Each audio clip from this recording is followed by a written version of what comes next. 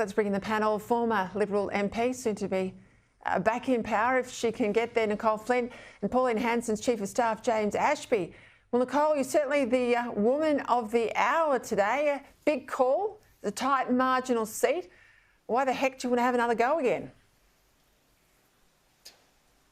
Well, Peter, there are a few reasons. First of all, I had a major health breakthrough in December. I've finally found medication that has my endometriosis under control. So honestly, I feel like I've got a second chance at life, which is a pretty remarkable thing to be able to say and to be able to feel.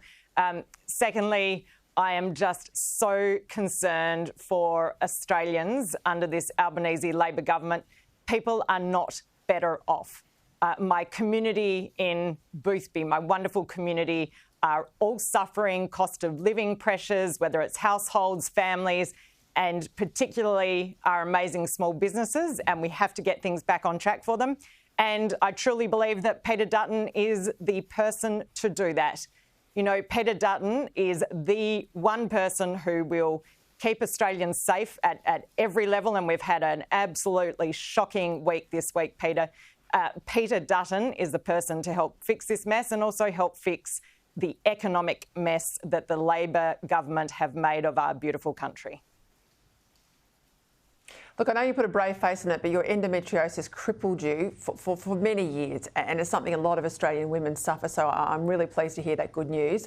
And I know you'll fight hard in the campaign. We'll talk to you about issues in South Australia from here on in, as well as many other things. But let's go up to Queensland, if I can, with you, James. Your Premier up there has pledged to cut everyone's power bill by $1,000 ahead of the October election. I mean, I reckon this is an absolute blatant vote buy. This money's not means tested. It's doing absolutely nothing about getting the prices down. It's a subsidy to taxpayers, paid for by taxpayers, meaning it's nothing more than a money go round, isn't it? Yeah, the Premier is acting more like a sugar daddy, but most Queenslanders are no cheap date, and we won't accept the fact that this isn't means tested. Look, the problem we've got here in Queensland, Peter, is there's only 3 sitting weeks left between now and the October 26 election here in Queensland. So there's not a great deal that this Premier, Stephen Miles, and the Labor Party can actually do to effect change on the floor of Parliament. So what they're doing is they're going out and buying your vote. And I hope the Queenslanders aren't silly enough to just lap this up. There's a reason why we've got high electricity prices in this state. Just weeks ago, the Labor Party, supported by the Liberal National Party, helped support the Net Zero program. And they've put into legislation now a target to reduce carbon emissions by 75% by 2035. These are the issues. That's what's driving electricity prices up in this state. Forget your handouts. Get rid of net zero. We'll be in a whole lot better economic position if we do that. You're not wrong, but I also reckon you're a bit cheeky to stand there beside a pool with your short sleeves on. I've got my Ugg boots out down here in Melbourne. I tell you, it's cold. Queensland looks good. Nicole, reports today, a number of school students are being enrolled as non-binary, so neither male or female. Certainly they are male or female, but they're not identifying as either male or female. Well, those numbers have skyrocketed since the pandemic. Last year, it was around 2,500 kids enrolling as non-binary.